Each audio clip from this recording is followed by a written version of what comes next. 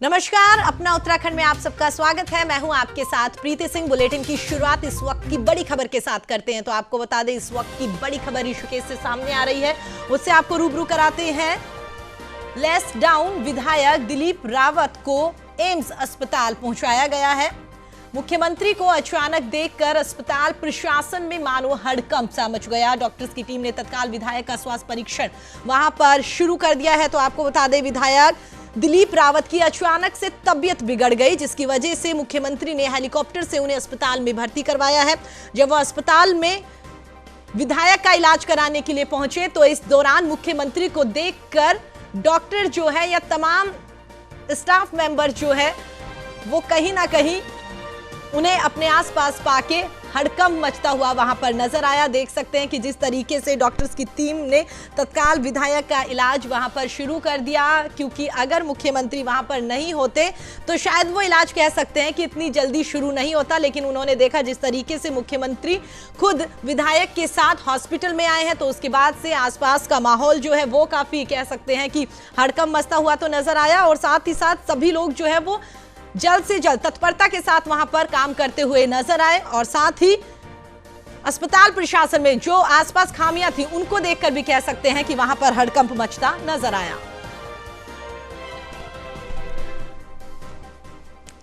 चलिए बुलेटिन में आगे बढ़ते हैं। आपको बता दें, उत्तरांचल लोक निर्माण विभाग मिनिस्ट्रियल एसोसिएशन उत्तराखंड की प्रांतीय कार्यकारिणी के आह्वान पर नैनीताल में लोक निर्माण विभाग के कर्मचारियों ने कार्य बहिष्कार किया है। 11 सूत्रीय मांग पत्र पर सकारात्मक कार्यवाही नहीं किए जाने को लेकर आधे दिन के बाद में कार्य का बहिष्कार किया गया और इस दौरान इनका नेतृत्व जिला सचिव हयात चंद्र आर्य ने किया। प्रदर्शन कर रहे कर्मचारियों ने कहा कि जल्द ही उनकी मांगे नहीं मानी जाती हैं तो बिना किसी पूर्व सूचना के अनिश्चितकालीन हड़ताल करते हुए नजर आएंगे।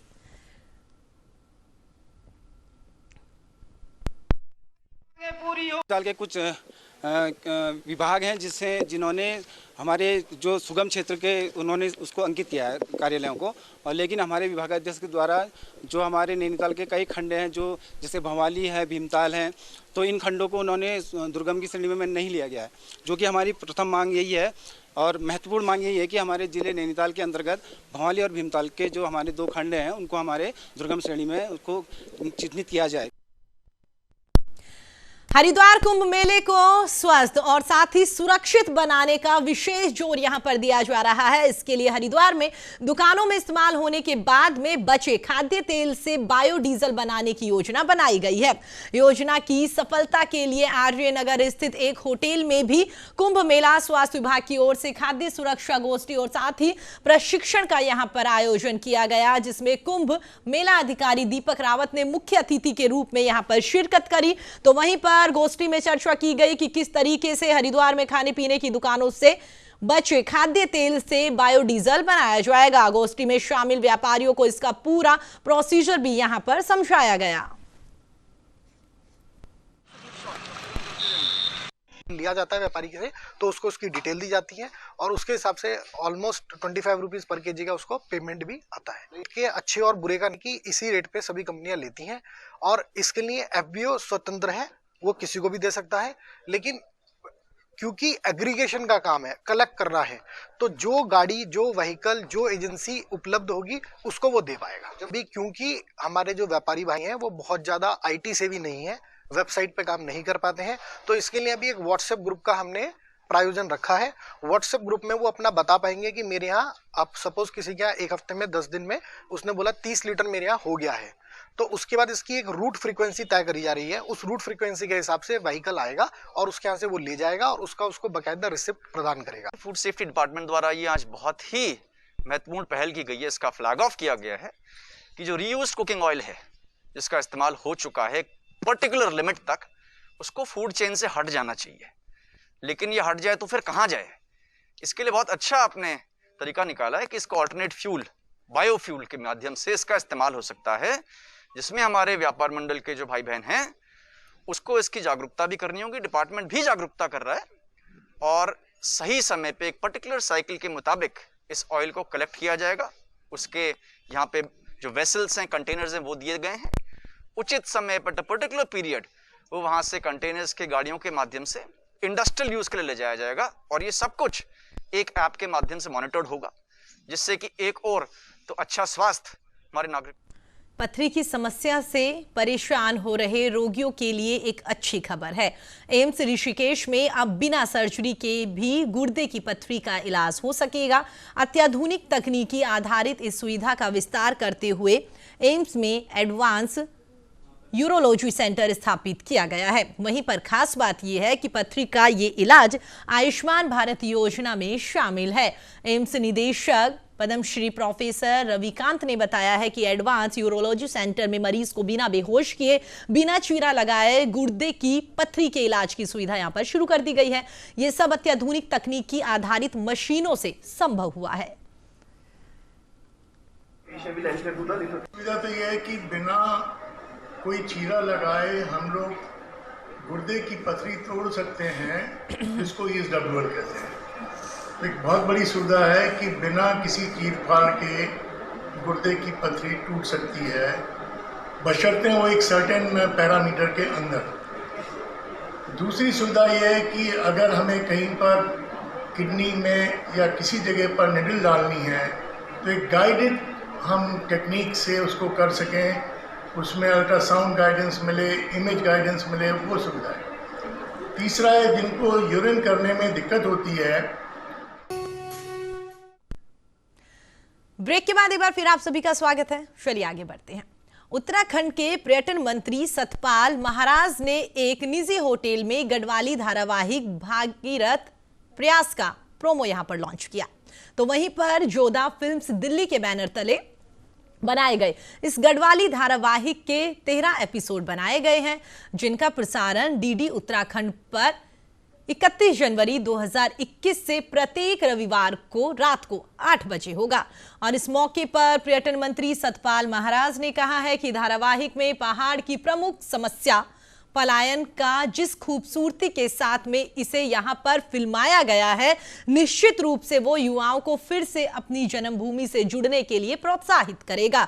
साथ ही उन्होंने कहा कि स्थानीय विषयों पर बनने वाले धारावाहिकों को भी सब्सिडी देने की ये एक छोटी सी कोशिश है।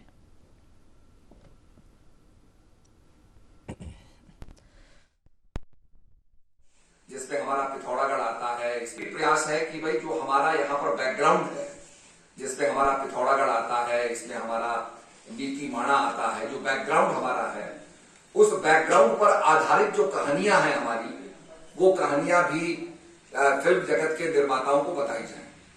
जैसे एक पंडित नैन सिंह नेगी के बारे में आता है, जिसका गूगल ने डूडल भी बनाया, उन्हें सम्मानित किया। वो एक ऐसा व्यक्ति था जिसको अंग्रेजों ने काम सौंपा कि आप लासा कितनी दूर है इसको नापिए। उधम सिंह नगर जिले के तहसील खटीमा में राजस्व विभाग के 3 कर्मियों का दूसरे दिन भी धरना लगातार जारी रहा। तहसील परिसर ने अपनी 2 सूत्रीय मांगों को लेकर बैठे 3 राजस्व कर्मियों का कहना है कि तहसील में कार्यरत कुछ कर्मचारी सालों से ही एक जगह पर तैनात है, उनका स्थानांतरण किया जाए। वहीं पर एक और तहसील के 3 कर्मियों के निजी कारणों को लेकर धरने पर बैठने से सैकड़ों लोगों को सरकारी कार्य नहीं होने से परेशानी का सामना करना पड़ रहा है।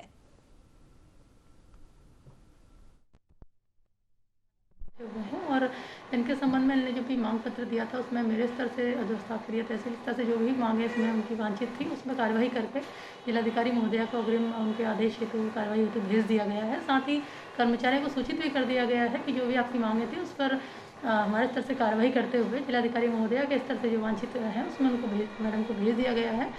तो आप लोग जो है अपने कार्य पर लौटें और जिससे जनसामान्य की जिनको जो भी इनके काम रुके हुए हैं, लगभग 1 महीने से आपके सेक्शन में काम रुके हुए हैं, तो लोगों को उसको जो है उनकी समस्याएं दूर हो सकें। और ये भी उन्हें जो है शासन देश भी है 2014 का, जिसमें ये स्पष्ट है कि किसी भी व्यक्ति द्वारा कार्मिक द्वारा अगर वो काम नहीं करता है, कार्य बहिष्कार हड़ताल पर रहता है, तो नो पे के आधार पर उसका वेतन संबंधित दिवस कार्यरत नहीं किया जाएगा। और इस संबंध में भी कर्मचारियों को जानकारी दे दी गई है। खटीमा के कई चक्कर लगा चुके हैं, कई विरासतानें हैं, कई दाखिल खारिज हैं। कम से कम 2 महीना पहले लॉकडाउन कई समस्याएं आई, बाद में पता चला कि यहाँ रजिस्ट्रार कानूनगो साहब का तबादला हो गया है, वो है नहीं, और दिन पर दिन इनके काम रुकते जा रहे हैं और रोज़ पूछने पर यही होता है, टाला मुटली काम होते रहते हैं। हरिद्वार में कुंभ मेला शुरू होने में सिर्फ 1 महीने का वक्त रह गया है और इसके लिए अखाड़ों ने भी अपने स्तर पर तैयारियां शुरू कर दी।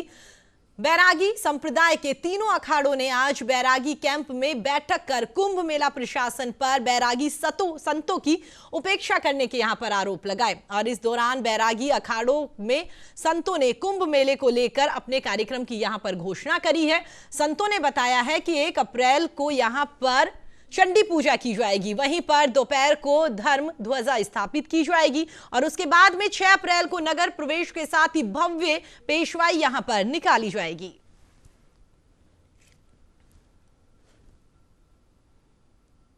बैरागी अब उपेक्षा अगर सरकार कर रही है तो ये अच्छा नहीं कर रही है। ये सरकार को पहले मेला के शोभा साधु महात्मा और संत हैं, बैरागी के ही मेला बेन बैरागी के लगता है, जो और भी लगते हैं लोग, लेकिन जब यहाँ बैरागी जुट जाते हैं लाखों के हिसाब में और जो पूजा पाठ हवन कर लेते तो पूरा भारत के नहीं विश्व के कोरोना भाग जाए। वो सारा मेला के आकर्षण के केंद्र बैरागी कैंप ही रहता है, इसलिए इस उपेक्षा अच्छा नहीं है। इसको तत्काल उपेक्षा को दूर करके यहाँ पर काम किया जाए। और निर्मोही श्री महंतों ने आपको बता दिया, फिर भी मैं आपको बता देता हूँ। वैष्णव तीनों अखाड़ों का एक घोषणा पत्र है। 1 अप्रैल को चंडिका पूजन होगा और 2 अप्रैल को हमारे ध्वजारोहण होंगे और 6 अप्रैल को कुंभ प्रवेश होगा। गुरुजी लगातार बैरागी आज से नहीं, हर समय हर कुंभ में आकर के ये बात बनती है और हर कुंभ में प्रशासन जो है का हाँ कर देता है। अवहेलना यही है कि वो मुँह से तो कहते हैं लेकिन करते कुछ नहीं है। अब भी कह रहे हैं कि अतिक्रमण को हटा देंगे, लेकिन हट नहीं रहा, वो है वहीं के वहीं। ये उपेक्षा जो की जा रही है ये हमारे आपके लिए सबके लिए हानिकारक है। वैष्णव तीनों अखाड़ों के सभी संतों महंतों की अध्यक्षता में अभी घोषणा पत्र हमने जारी किया। साथों साथ अभी आप जो बोल रहे हैं तो हकीकत ये है कि राज्य का जो राजा होगा तो राज धर्म का पालन करे, वो चाहे कुंभ मेला संबंधित व्यवस्थाओं का हो या आने वाले कुंभ मेला के संबंध में हो। अब रह गया जो है कुंभ मेला ये सनातन संस्कृति से जुड़ा हुआ है, तो जो है जहाँ जो है परंपराओं की बात है, धर्म के से जुड़ी हुई व्यवस्थाओं की बात है, तो अगर कोरोना काल है तो उसमें 19-20 किया जाए, नियम कानून के तहत किया जाए, लेकिन ऐसा भी ना हो कि होटल या गेस्ट हाउस या इनमें जो है घुसेड़ दे। यह संस्कृति यहाँ साधु संत है। फिर आप सभी का स्वागत है। चलिए आगे खबरों पर नजर डालते हैं। कानपुर में एसटीएफ और पुलिस टीम ने 2 युवकों के पास से 166 ग्राम स्मैक बरामद कर उन्हें गिरफ्तार कर लिया। आपको यह भी बता दें कि पुलिस की टीम ने बाइक पर सवार दोनों युवकों को मंगलोर मार्ग पर काली मंदिर के पास में पकड़ा है। फिलहाल पुलिस की ओर से युवकों के खिलाफ कार्रवाई कर उन्हें जेल भेजा जाएगा। अभी फिलहाल युवकों से पूछताछ चल रही है।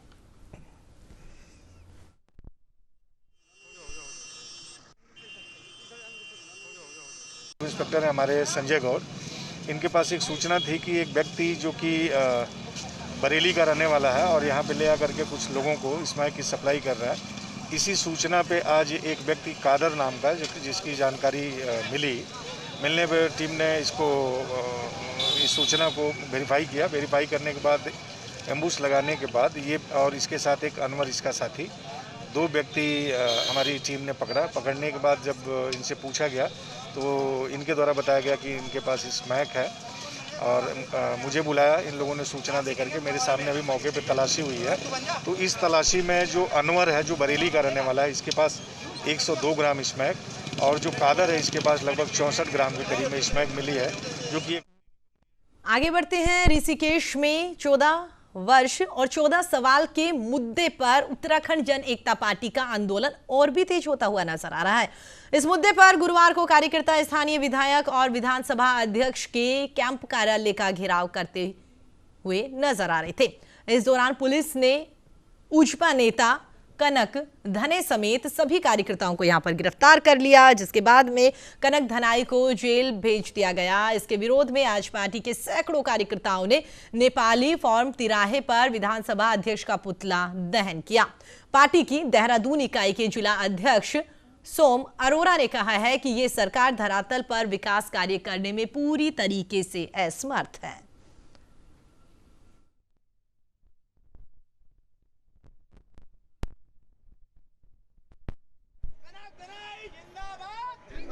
को चलने का प्रयास ये समझ लीजिए कि प्रेमचंद अग्रवाल जी की अपनी मनमानी चल रही है। यहाँ पे जो वो चाह रहे हैं वो हो रहा है। पुलिस प्रशासन को अपने अंडर में लेके हम लोगों पे बहुत ज़्यादा दबाव बनाया जा रहा है। हमारे 2 बंदों को जेल भेज दिया गया है, जिससे कि हम चाहते हैं कि उनकी रिहाई जल्दी से जल्दी की जाए। विकास की बात करते हैं, विकास की बात करते नहीं है, विकास की कोई बातें होती नहीं है।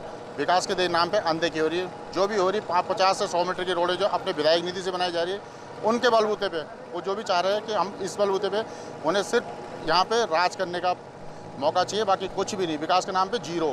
प्रशासन को देखते हुए अपने नगर के जो हमारे विधायक है प्रेमचंद अग्रवाल जी, उनके जो उन लोगों ने हमारे साथ कल हमारे कार्यकर्ताओं या हम हमारे कनक रनी जी के साथ किया, उसको देखते हुए हमें ये कदम उठाना पड़ा।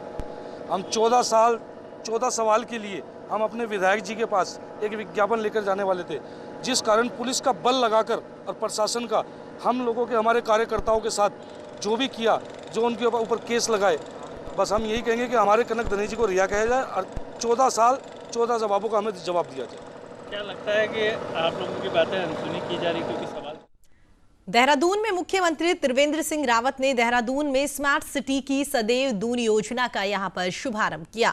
मौके पर मुख्यमंत्री ने कहा कि इसके तहत लोगों को नागरिक और साथ ही विभागीय सेवाएं आसानी से मिल सकेगी। इसमें एक ऐसा पोर्टल विकसित किया जा रहा है जिसमें सभी विभागों की योजनाओं का लाभ एक साथ मिल सकेगा। तो वहीं पर मुख्यमंत्री त्रिवेंद्र सिंह रावत ने प्रधानमंत्री नरेंद्र मोदी का आभार जताते हुए कहा कि देहरादून को स्मार्ट सिटी बनाने के लिए उनकी सरकार लगातार कोशिश कर रही है और साल 2019 से स्मार्ट सिटी के कामकाज शुरू किए गए थे, जो अब पूरे हो रहे हैं।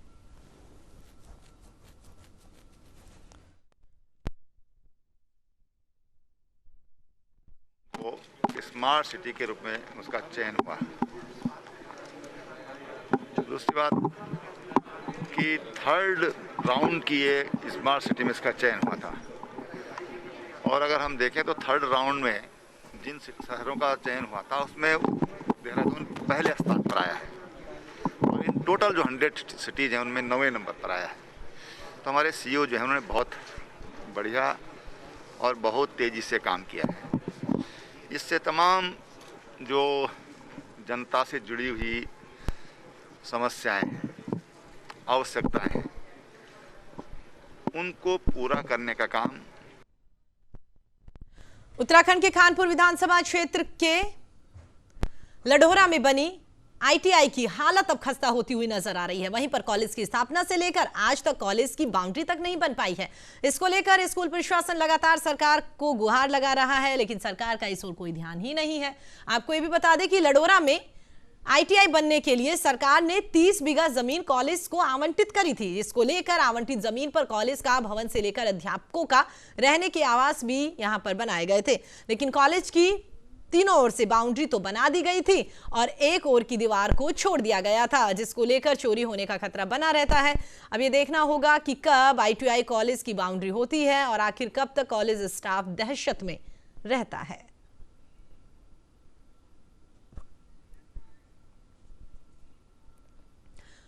उत्तराखंड में लगातार ऑनलाइन ठगी के मामले बढ़ते हुए नजर आ रहे हैं। रामनगर के मालधन क्षेत्र में नौकरी दिलाने के नाम पर ठगी का मामला सामने आया है, जिसकी लिखित शिकायत पीड़ित ने कोतवाली में दी है।